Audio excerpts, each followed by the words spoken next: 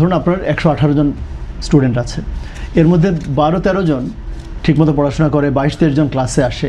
আপনি তাদের উপরে বারবার স্টিম রোলার চালাচ্ছেন, তাদেরকে সিলেবাস বাড়িয়ে দিচ্ছেন, তাদেরই পরীক্ষা অ্যাসেসমেন্ট ওভারটাইম রাখছেন। আপনি বাকিদেরকে কিভাবে ক্লাসে আনা যায়, বাকিরাও তো বিজনেসেস, সেখানেও কিন্তু রেভিনিউ আছে, কম হোক বেশি হোক আছে। VAT is one of the most complicated areas of public finance, তাই না?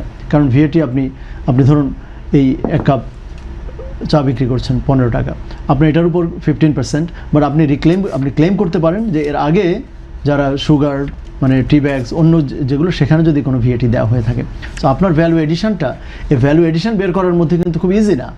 এখানেই কিন্তু শুভঙ্করের ফাঁকি, আমরা কেউই স্বীকার করছি না যে কতটুকু ভ্যালু অ্যাড করছি, বুঝতে পেরেছেন? কারণ র মেটেরিয়ালস বা আদার জিনিসগুলো মানে আপনি যে ভ্যালুটা অ্যাড করছেন না সেটার উপর কিন্তু আপনার উপর ভ্যাট প্রযোজ্য না। কিন্তু এনবিআর যেটা করে যে যাকে হাতের কাছে পায় তার কাছ থেকে মানে এন্ড ইউজারের কাছ থেকেই VAT নেওয়ার চেষ্টা করে।